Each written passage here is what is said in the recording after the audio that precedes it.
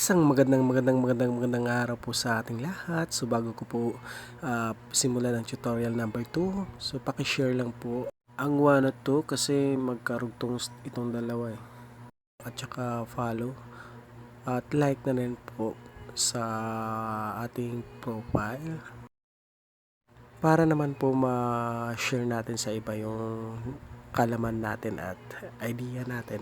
Maraming salamat po. Hello po. Pagpatuloy po natin yung yung tutorial natin ng nakaraan. So dito po matutunan natin kung paano natin ilalagay yung result ng eval B sa item analysis natin. Yung ginawa natin item analysis. So dito, nung pagkatapos mo mag-scan ng mga answer sheet ng mga bata, dito no matutunan natin kung paano natin i-transfer yung data doon sa Excel. So yan po, open po natin yung eval B, tapos click natin yung ginawa natin na answer sheet. Okay, click yan. Okay, so yan po, lumabas na po. So yan, gaya ng dati, mayroon siyang answer key. Ano pa yan? So marami siya scan. So nag-scan na po tayo ng isa. May sample na po tayo ng isa. So iti-transfer natin to sa Messenger para doon natin kukunin yung data. Yan po. So okay, so yan yung data niya. Okay, so yan. Okay, yan yung data na tatransfer na natin. So baba lang po, hanapin natin yung download Excel. So yan po, download Excel. So yan, click nyo yan, yung naka-highlight na yan. Click nyo yan, tapos use free trial. Okay, so yan. Huwag yung buy para hindi kayo bibili. Use free trial. Then next. Okay, click nyo yung next. Okay, so pupunta siya dun sa yan, yung file created. So i-share natin dun sa Messenger natin. Okay, yan, na-share na po. So hanapin mo yung Messenger nyo. Okay, so kung saan nyo gusto i-send. Okay, sa akin Messenger lang. Okay, so yan po, send ko na po. Okay, hanapin ko muna yan. Okay, so then na-send na po siya. Then after that, open nyo yung Messenger nyo kung pumasok pa siya. Okay, so dito, napasok na siya. Okay, ayan na po sa baba. So napasok na siya.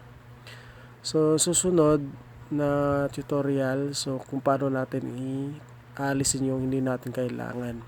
So yan po, tapos na po tayo. Okay, so download nyo na lang po. So nasa susunod na So na po, ito po video yung gagawin natin. So magsisend tayo ng file galing sa eval B papunta sa messenger natin. At kunwari ito po yung file.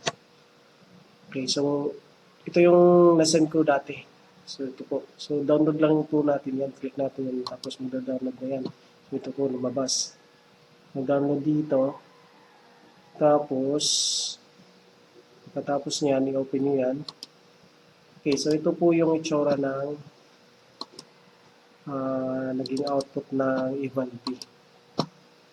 Okay, so yan po.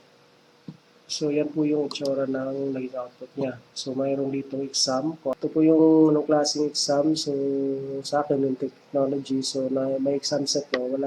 Yung set ko isa lang, di ba? So yan po isa lang po yung lalabas. Tapos yung roll number nila, ito po yung LRN. Ito po yung mga LRN na nilagay nila.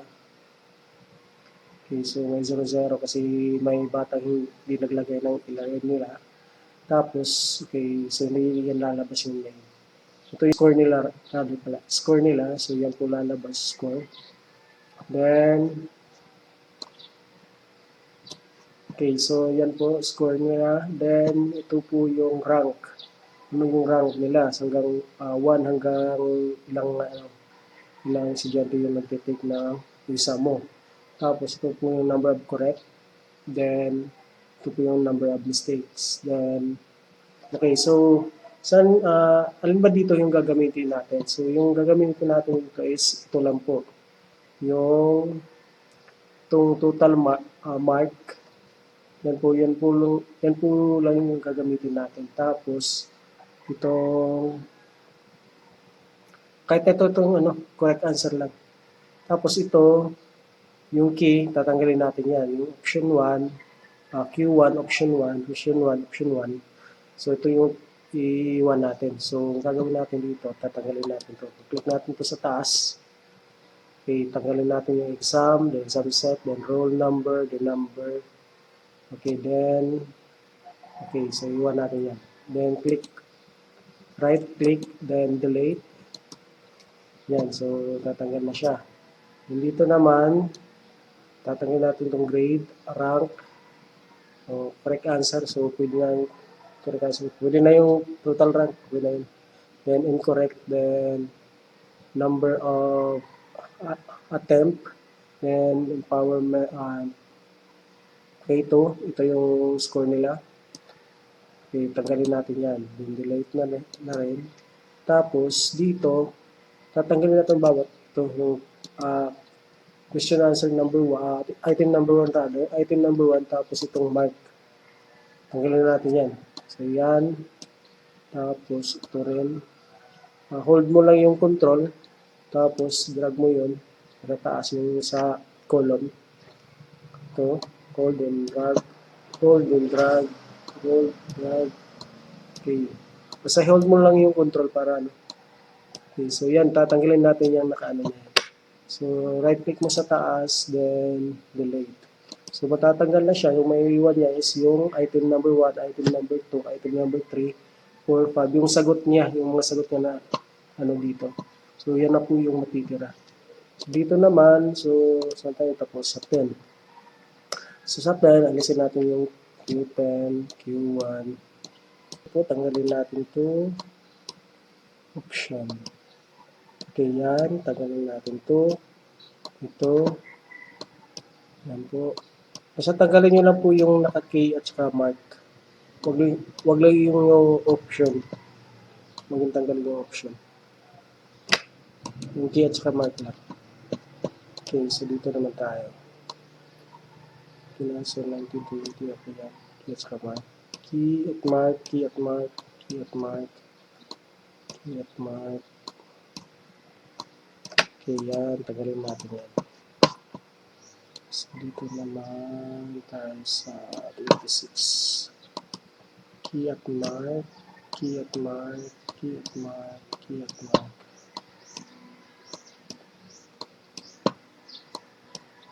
Yan po, so matatanggal na yan. Okay, so number, ano na tayo, 35. So, nasa 35 na tayo. So, key at mark, key at mark, key at mark.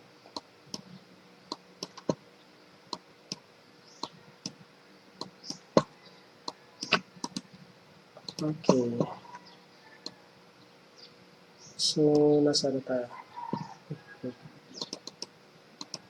24. Key at mark, key at mark, key at mark, key at mark. Key at mark, okay. So, yan po, nabuo na natin yung, natanggal na natin yung key at mark at saka yung hindi na natin kailangan. So, ang gagawin naman natin ngayon ay i-arrange natin to. So, from highest to lowest or depende sa'yo kung lowest to highest.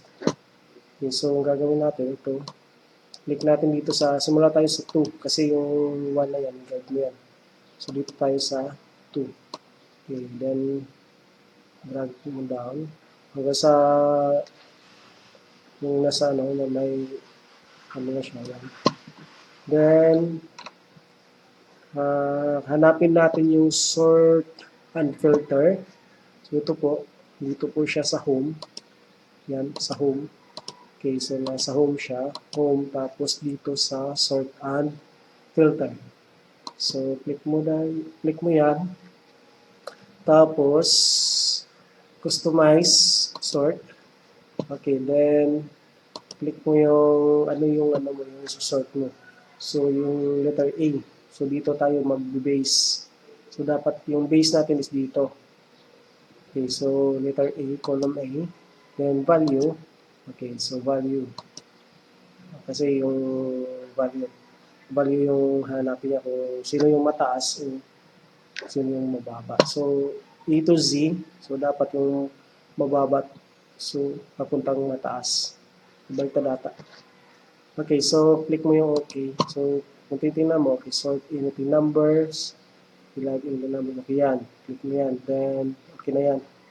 Basta check mo lang to. Nakaano lang to, nakabullet lang. Then, okay, so yan po. Kung titingnan nyo, yung number niya, yung 9, oh, dapat naka-arrange na siya. Yung number 9 niya yan. So, yun, ito yung lowest na bata, pinaka-lowest na bata, yung score niya, number 9. Okay. So, yun po. So, dito na natin ipapasok to sa item analysis. So, dito, may ginawa akong item analysis para dito. Para ito na yung ilalagay natin doon. So, dito nga pala, so ito, syempre, ano na to, mali na to, kasi may ano na, yung, tatlo yung sagot niya. So, mali na. Therefore, lalagyan natin ng isa lang. Select natin yung isa. Okay, so B. Kunwari B. Okay. Hindi na bali kung malaki capital o maliit lang siya, pwede yan. Ito naman A. O kaya blank ko muna lang. Okay. So, ito sa akin A. Dito naman A. Dito A. A. So, ayan. Ganyan lang po. Okay, so meron pa ba? Ito. A tsaka B. So, sagot is A. A lang. Kung sure kayo sa sagot na yan, sa item number 33, so, since dalawa yung sagot niya, so, ibig sabihin mali, ano mo na lang, lagyan mo na lang na mali. Okay, so, yan po, sabi ko nga, kakat mo lang ito dito. So, cut mo lang din yan, then, lagay mo dito. So, kunwari, mayroon tayong ilan ba to? Ilan ba yung takers natin? So, 2, start tayo sa 1 dito, tapos, ilan dito? 98. So, minus 1, naging 97 siya. So, 97, sa ating calculator. Okay. So, 97 times 0.27. So, yan. So, mayroon tayong kukunin na 26. 26 na ano dito para sa upper at saka 26 para sa lower. So,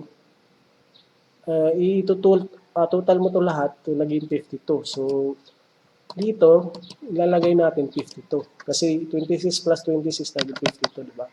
So, 52 siya. Okay, so, dito naman, so 26. So, sabi ko nga, 26 yung ano natin, di ba? So, 26 hanggang 26. So, dito, kukunin natin yung 26 from lower. So, yan. 9. Okay, count tayo. 2. 1, 2, 3, 4, hanggang 26. So, 2. So, punta tayo sa 27. Tingnan natin.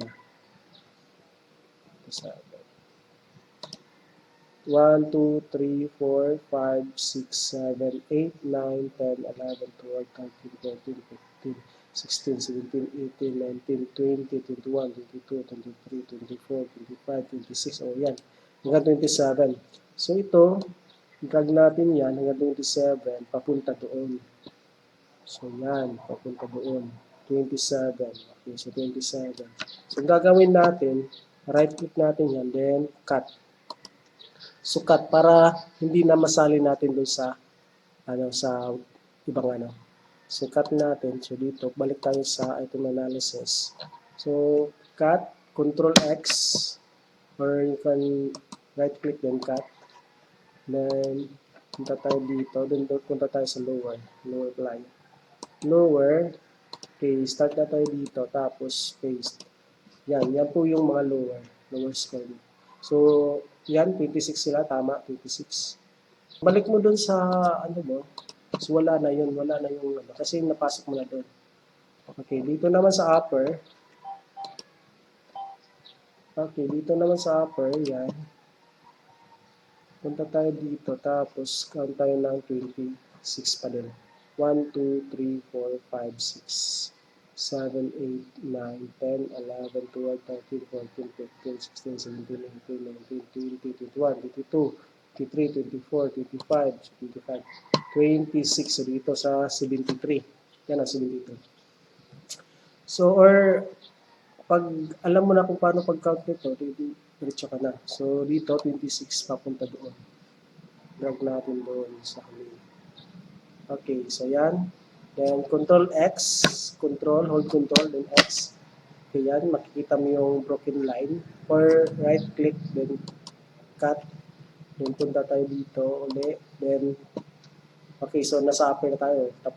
Tapos na tayo sa lower, then upper naman tayo. Okay, then paste. Now, okay, so tapos na tayo na pasok na natin yung higher and lower. So pagtingin natin sa dito sa data, so item analysis, ayan na po. Mayroon na po siyang result. Ang problema dito, ilagay niyo muna yung answer key dito. Kung ano yung answer key, ito po, may ano po yan, selection. So, kung halimbawa, ito yung answer key, C. Then dito, lagay natin A. So, automatic na siya, di ba? Nag-ano na siya kung very difficult for item to reject. Dito naman, malagay natin walang A. Okay, so ito B. Sabi ko nga po, dyan yung po yung lalagay yung sagot nyo, yung answer key niya. Okay, so automatic siya nag-adjust ng ano yan. Okay, so yan. Ganyan lang po yung B. Ayan, difficult. Okay, so naka-base po ito sa item analysis na yan. Na binigay ng memorandum from DepEd. Okay, so yan po. Now, dito po, okay, tapos na tayo. So dito naman, so less so ang kulang natin dito yung average. So ito, yung average dito. So yung natira na mga sagot ng mga bata, yan. So yung natira na yan, so dito natin ilalagay. Doon natin ilalagay. So yan po. Click natin yan. Tapos hanggang dyan. So Control X. Then cut. Then punta tayo dito. Then paste.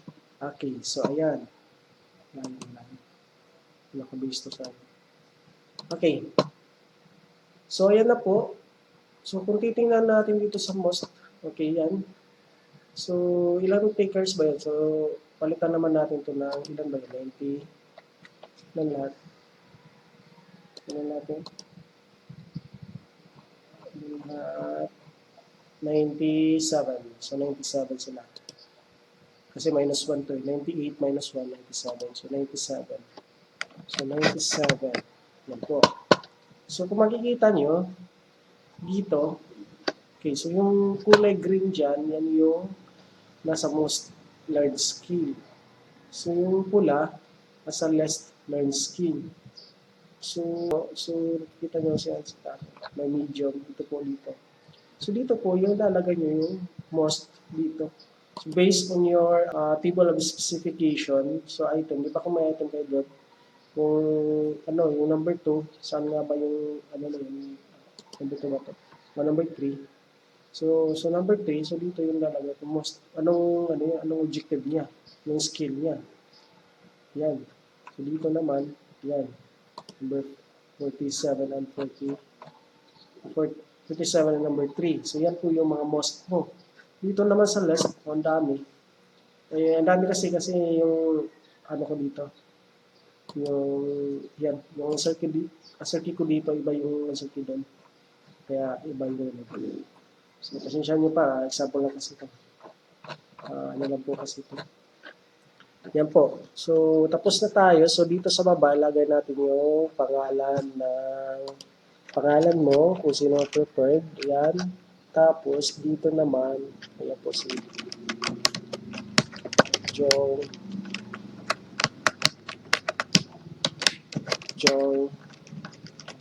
Ong. Si Jong. Tapos, ito si kung sino yung master teacher nyo, sino yan, tapos dito yung principal nyo. Yan. Hanggang nyo lang po dyan, tapos dito automatic na siya kung sino yung ano. Yan, nakalagay na po dito. Okay, so yan po. Tapos na tayo sa item analysis mo. Print ka na lang. So, sabi sa 30 minutes, tapos ka na. Hindi kaya yung dati, i-ano mo pa, yung i-arrange mo pa. Hanapan pa yung 27%. Hiwalay mo pa yung 27% from high, yung 27% from lower. Tapos yung average, lalagay mo pa sa data. Okay, so ano mo pa kung ilang yung sagot. So, ayan po. So, mas mapadali yung trabaho natin. So, yan po. Tapos na po tayo. So, kung dito, nagtaka kayo bakit ang daming list, kasi iba yung answer key ko. Iba yung answer key ko dito.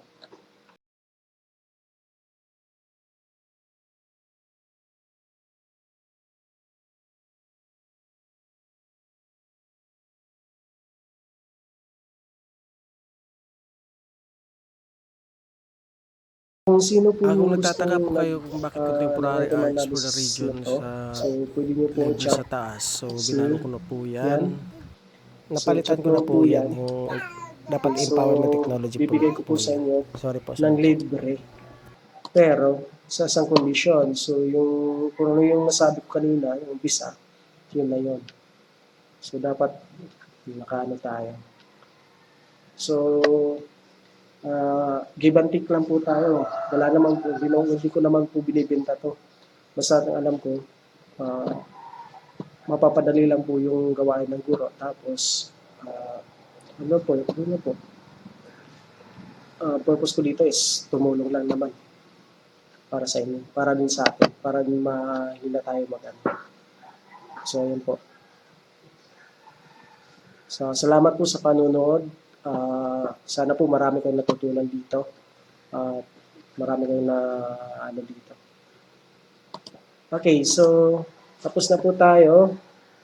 Okay, may susunod pa tayo na video about din sa mga guro, para sa mga guro.